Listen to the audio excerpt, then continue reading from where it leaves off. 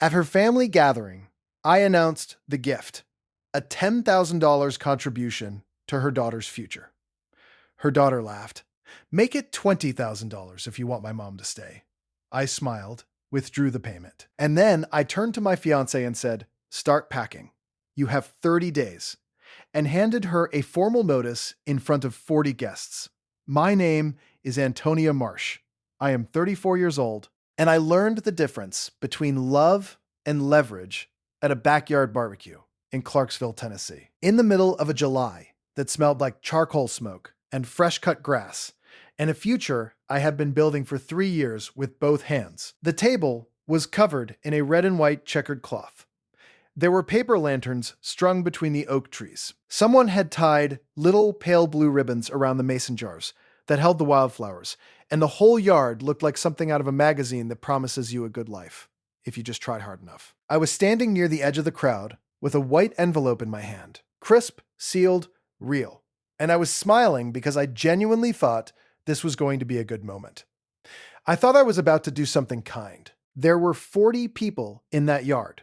Dana's mother, her aunts, her cousins, and their kids running through the sprinkler in the corner. Her college friends, her coworkers from the agency. Her daughter Brielle, 19 years old, standing near the dessert table in a white sundress and holding a paper plate like she owned the air around her. I cleared my throat and I said it, out loud, in front of all of them. I said I wanted to contribute $10,000 toward Brielle's future. College, a down payment on her first apartment, whatever she needed.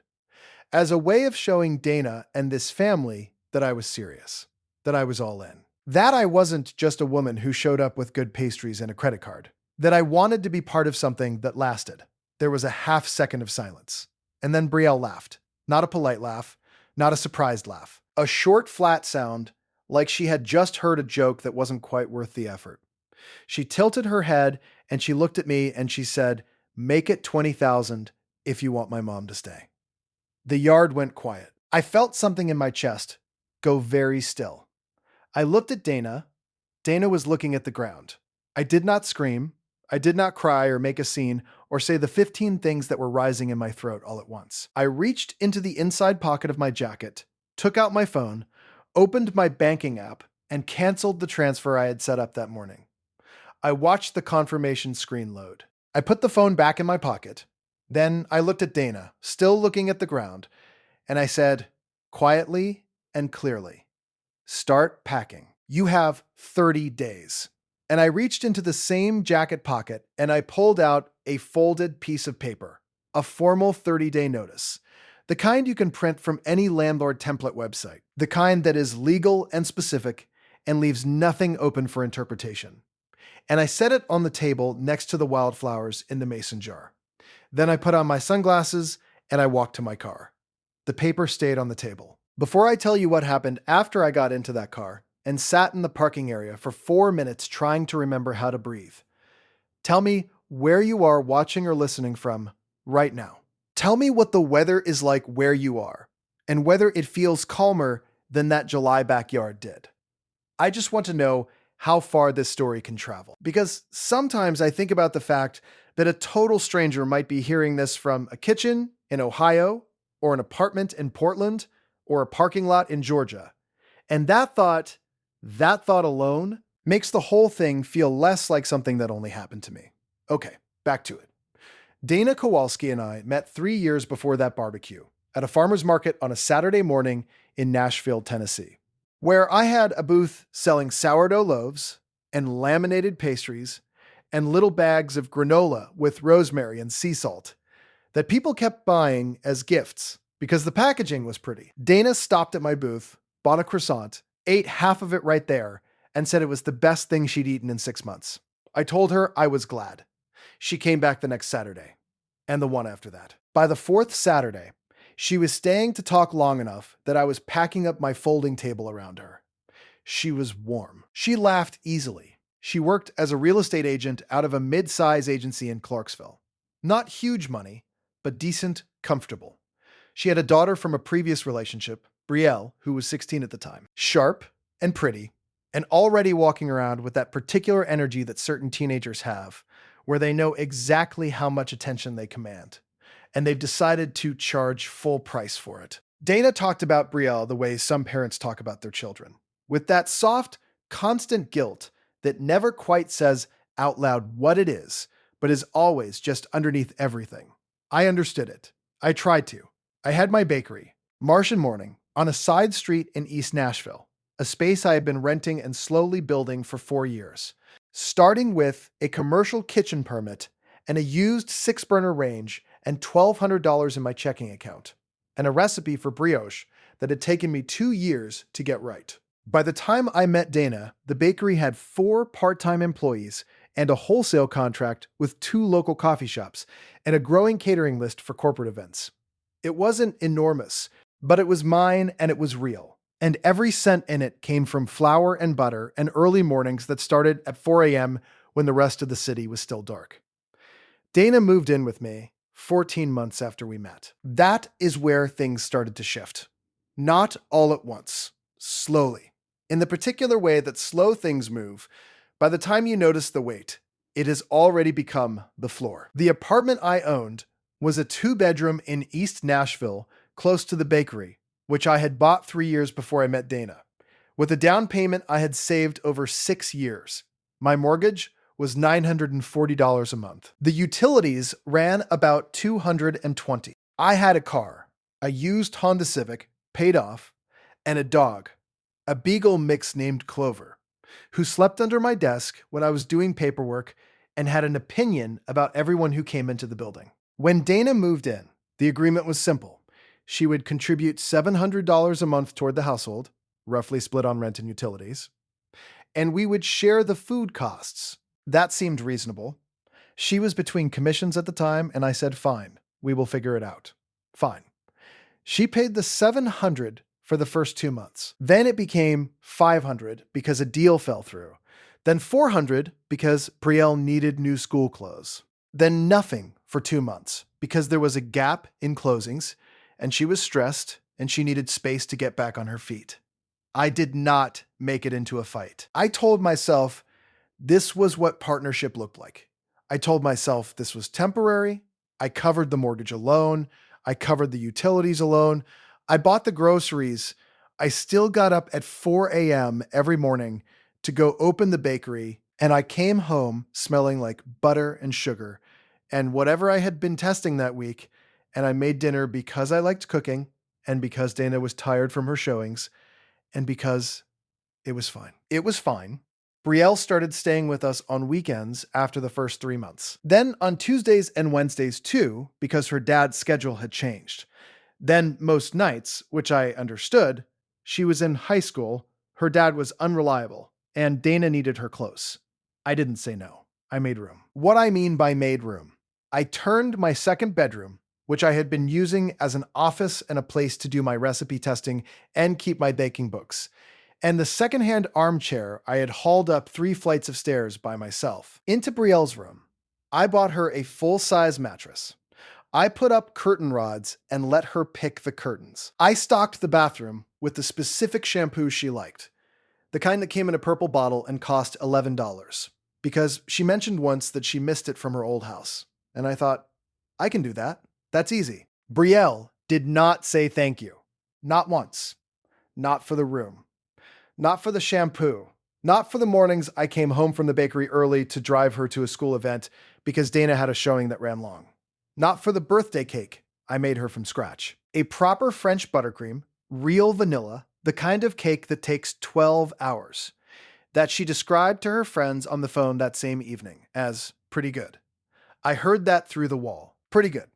I went back to my kitchen and ate a slice of the leftover cake standing over the sink. And I thought, okay, she's 17.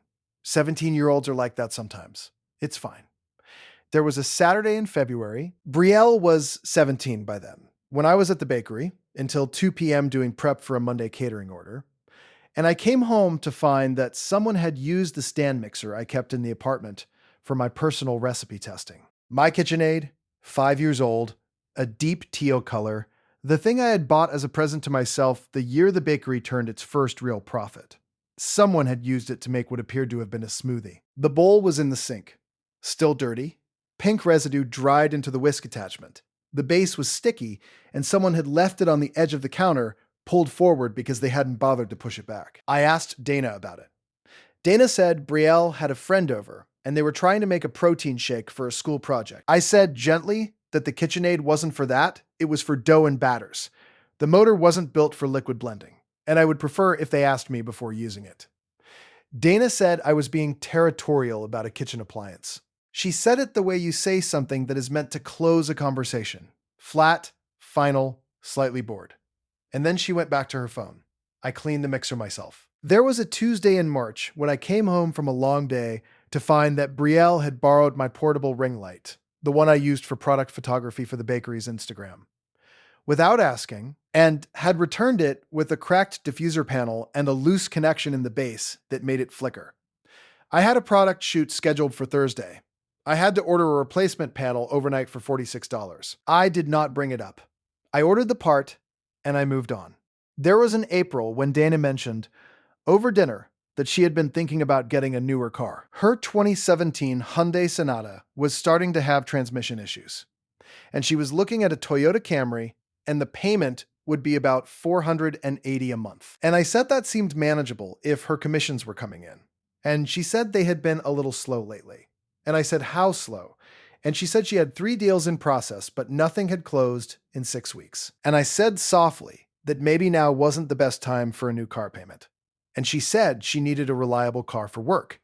And could I help her with the down payment? I want you to notice that she did not ask. She said, could I help? Which is grammatically a question, but tonally a statement. The answer was assumed before the sentence ended. I gave her $1,200 toward the down payment. She got the Camry. She did not pay me back. I did not ask her to. I told myself it was a gift. I told myself we were building a life together, and the math of partnership sometimes runs unevenly, and that evens out over time. I told myself a lot of things that year. My closest friend is a woman named Cecile Broward, 31 years old, who works the morning shift at a print shop on Charlotte Avenue, and has known me since we were both 22 and broke and sharing a 2-bedroom off Gallatin Pike. Cecile has a way of looking at you when she thinks you are doing something stupid that involves no expression at all, just a flat, patient stare, like she is waiting for you to hear yourself. She came by the bakery one afternoon in May, about 8 months before the barbecue, and I told her about the down payment and the ring light and the mixer, and the $700 that had become $400 that had become $0. I told it the way I always told it then, lightly, like it was a collection of small inconveniences, like I was explaining traffic. Cecile listened. When I finished, she said, how much have you covered for them in the last year? I said I hadn't counted. She said, count. I went home that evening, and I sat down with my bank statements and a legal pad, and I added it up. 14 months of rent and utilities, $17,600. The down payment, $1,200. Groceries, which I had been buying almost entirely, roughly $200 a month, so about $2,800. The ring light panel, Brielle's shampoo and toiletries, for 8 months. Hard to calculate, but not nothing. The birthday cake materials, gas when I had driven Brielle places. I stopped at $22,000. I called Cecile. She was quiet for a moment. Then she said, Antonia, that's not love. That's a job. I held the phone tightly enough that my fingers hurt. The engagement happened in November. Dana proposed, which surprised me, and which I want to be clear about, because sometimes when I tell this story, people assume I chased her. I didn't. She proposed at a nice restaurant with a ring she had clearly thought about. A simple gold band with a small emerald that she knew I would like better than a diamond. And I said yes because I loved her and I believed that what we were building together was real, and that the financial unevenness was a season, not a structure. After the engagement, things shifted again, not in a good direction. It was like the ring changed the air pressure in the apartment. Brielle, who was now 18 and in her first semester of community college, started referring to the apartment as our house when she talked to her friends on the phone. She started leaving her things, clothes, makeup bags, charging cables, half-empty water bottles, in every room, including mine. She borrowed things without asking and returned them late or not at all. She had a rotating cast of friends over 3 or 4 nights a week, which meant noise until midnight which meant I was getting 4.5 hours of sleep before my 4 a.m. alarm, and running on coffee and stubbornness. When I mentioned the noise to Dana, she said Brielle was going through a social adjustment and needed to feel comfortable at home. I said that was fair, but I had an early schedule and I needed to sleep. Dana said I was being inflexible. I was getting up before the city did to run a business that was paying the mortgage on the home Dana was telling me I was being inflexible in. There was a night in February, 4 months before the barbecue, when Brielle had 6 friends over and they were in the living room until 1 in the morning, and I had a large catering order the next day, a brunch, for 80 people, and I had to be at the bakery at 3:30 a.m. I came into the living room at 11:30, and I said calmly that I needed everyone to wrap up because I had an early morning. Brielle looked at me with an expression that was the facial equivalent of a shrug and said, "It's not that late." I said, "Brielle, I need to be up in 4 hours."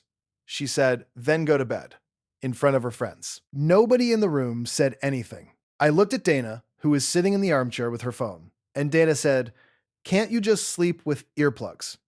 Something in my chest went hot and then cold, in that exact order, and I turned around and went to my room and closed the door and lay there listening to the noise and staring at the ceiling and thinking about $22,000 and a ring light with a cracked diffuser and a KitchenAid bowl left, dirty in the sink.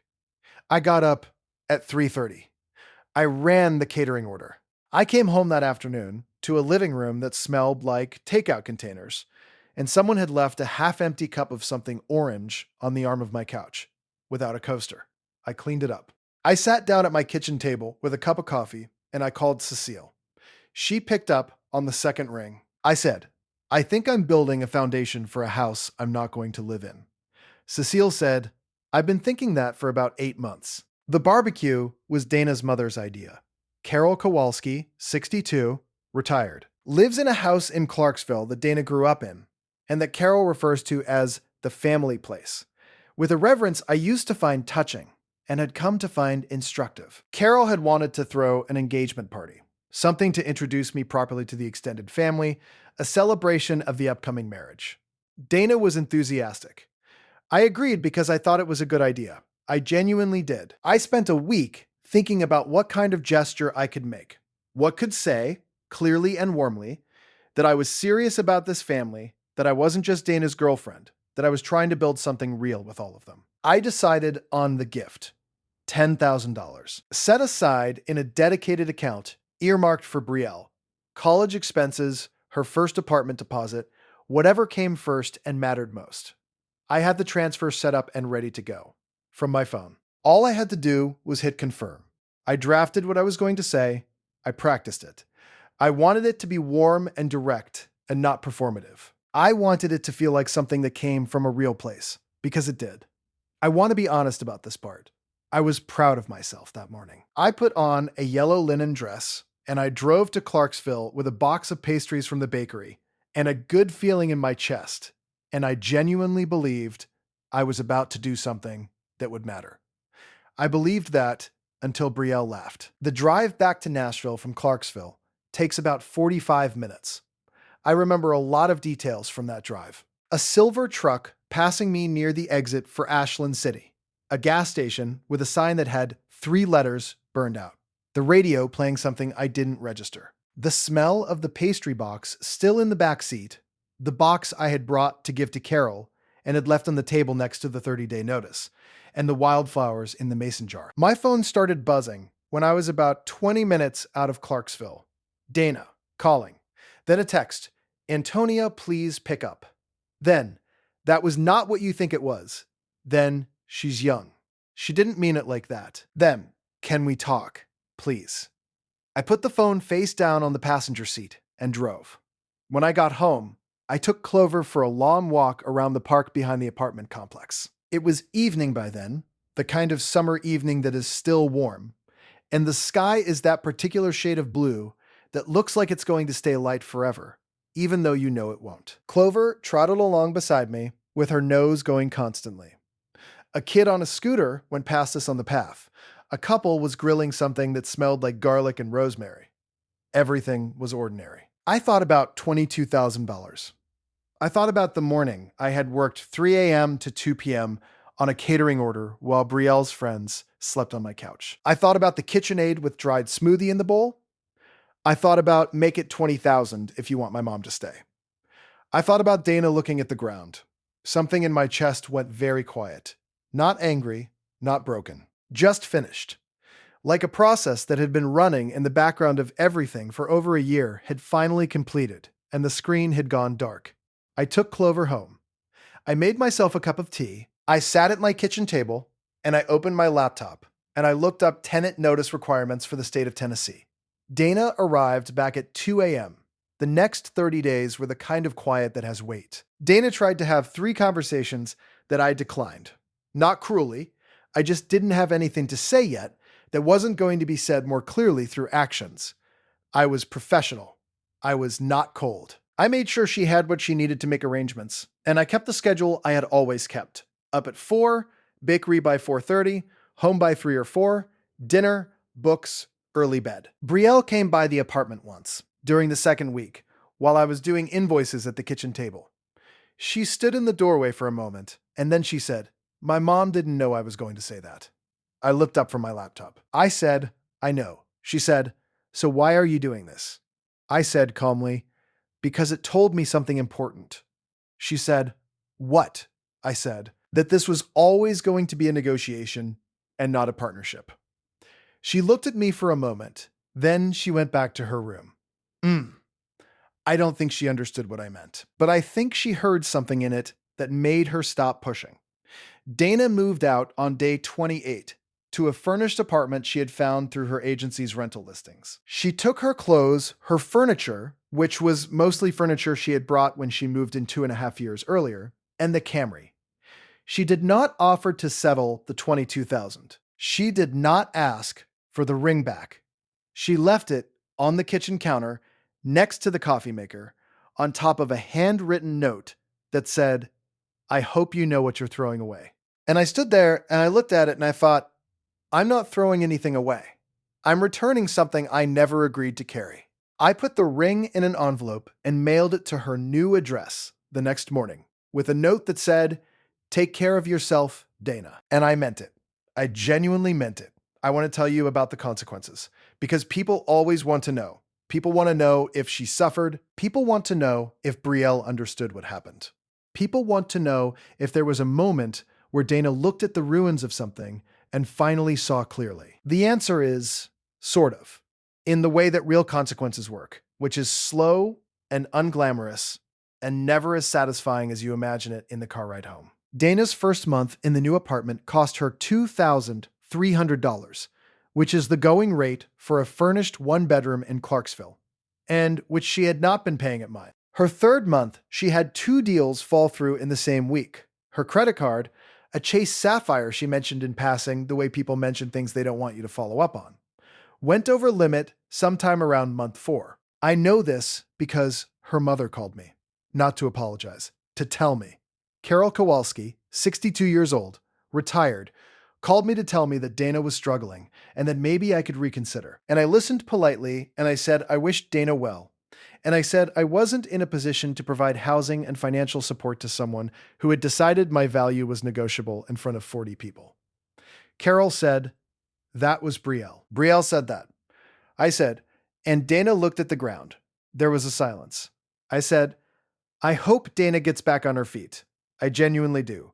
But that's not something I can help with anymore." The Camry, the 2022 Toyota Camry with the $480 monthly payment, for which I had contributed $1,200 of down payment, got repossessed 7 months after Dana moved out. She had been behind for 3 months. I heard this from Cecile, who heard it from a mutual friend.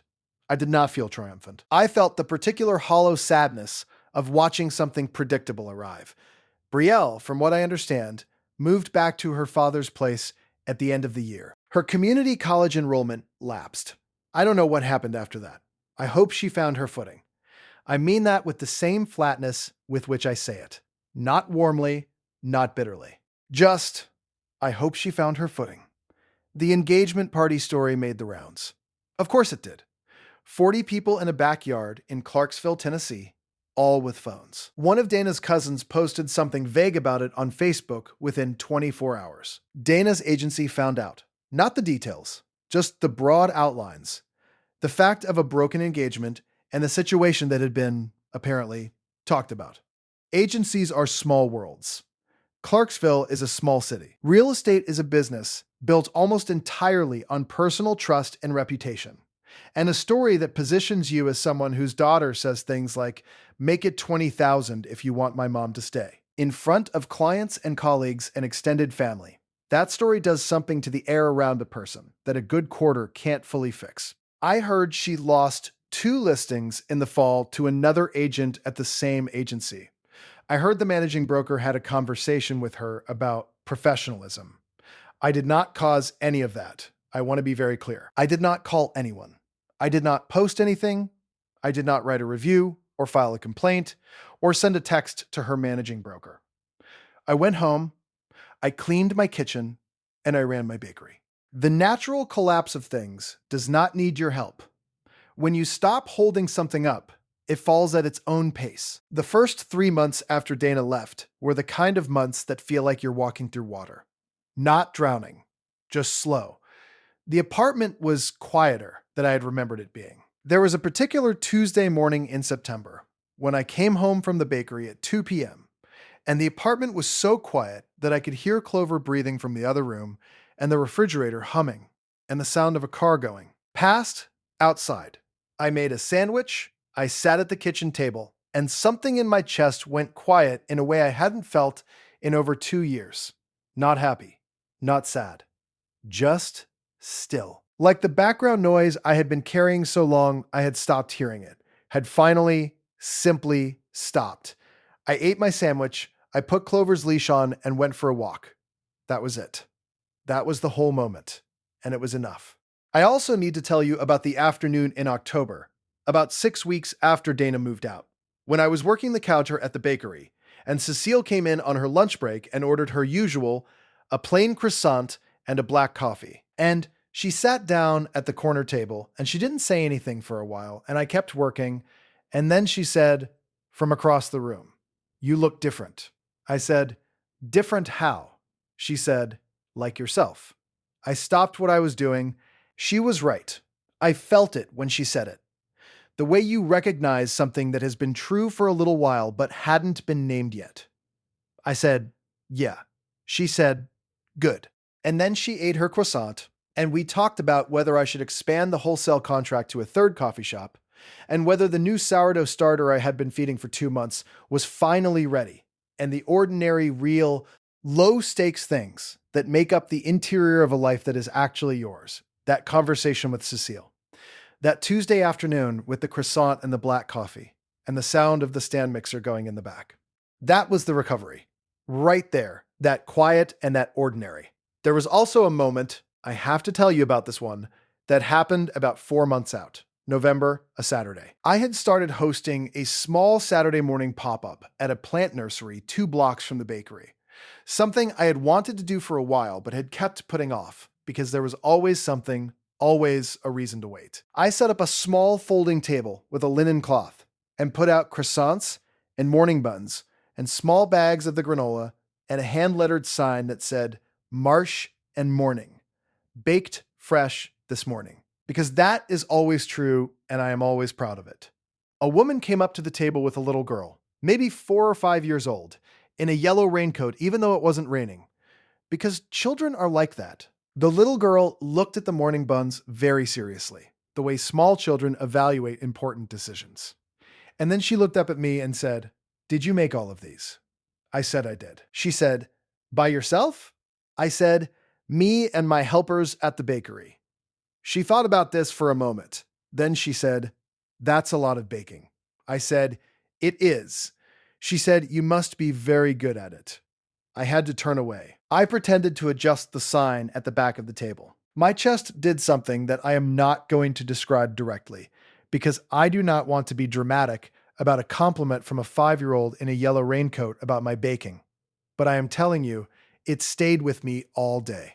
It stayed with me the whole week.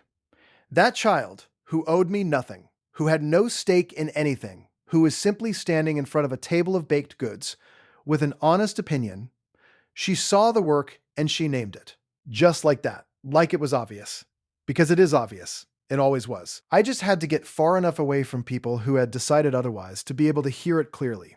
The Saturday pop-up started bringing in about $800 extra per week by February. I added it to the catering budget.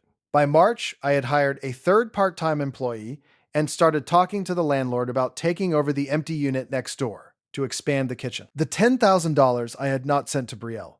That $10,000 went into the expansion fund instead. That felt right. That felt exactly right. I want to talk about what I learned, not as a lesson, as a thing I know now the way I know how bread works, by having done it enough times to understand the chemistry from the inside out. The first thing, invisible labor is still real labor. It does not stop being real because no one put it on a ledger. It does not stop being real because the person receiving it never said thank you. Every morning I got up at 4 a.m., every mortgage payment I made alone, every grocery run, every school drive, every birthday cake, that was real. It counted. The absence of acknowledgement did not make it not count. It just told me where I stood. The second thing, when someone tells you what you are worth to them, believe them. Not the nice version they say in private, the version that comes out when they're comfortable. When Brielle said, make it $20,000 if you want my mom to stay, she was not being cruel in the way that requires calculation. She was being honest in the way that requires comfort. She said it because it was true. It had always been true. I was a financial resource in a negotiation that I had been told was a love story.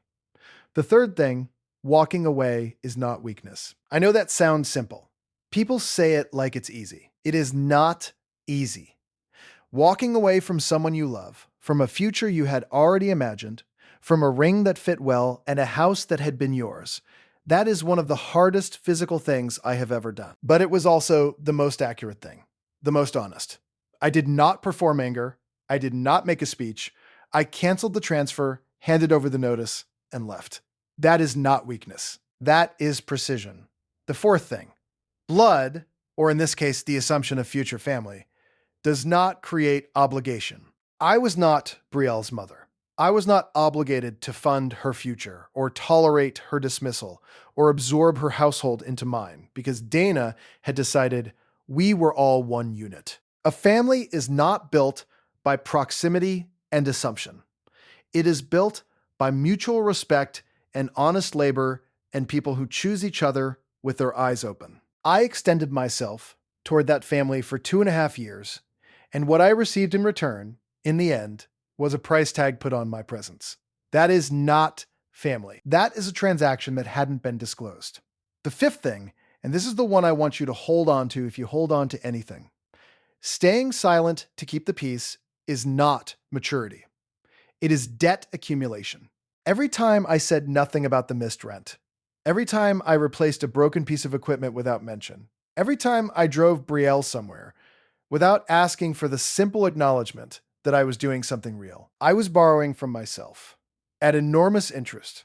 The peace I was keeping was not peace. It was a deferral. The bill always arrives. The sixth thing, the right people will never name a price for your presence. Not in front of an audience. Not in private. Not ever.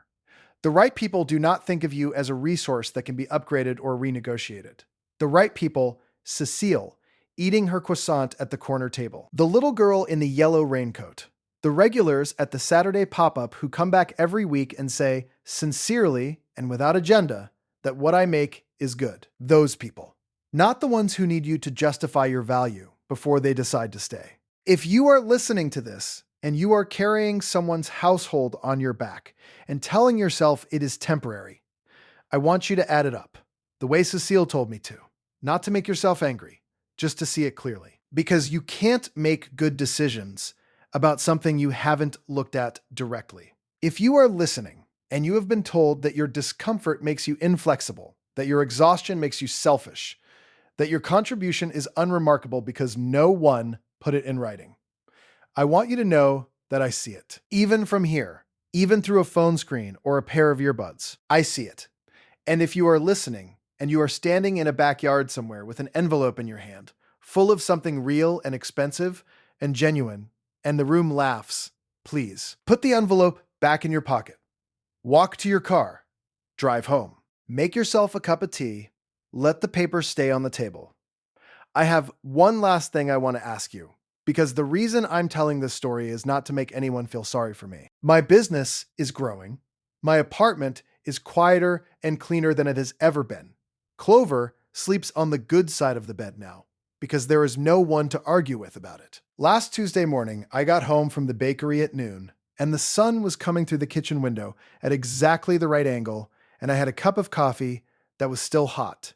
And Clover had her chin on my foot, and the radio was playing. Something low and nothing hurt. And I thought, this is what I was trying to build. This whole time. This specific quiet. This right here. I'm telling the story because I think some of you know this feeling. I think some of you are in the middle of it right now. And I think sometimes it helps to hear someone say out loud, I know what it cost, I know what it weighed, and I know what the other side looks like. So tell me in the comments, what would you have done in my place?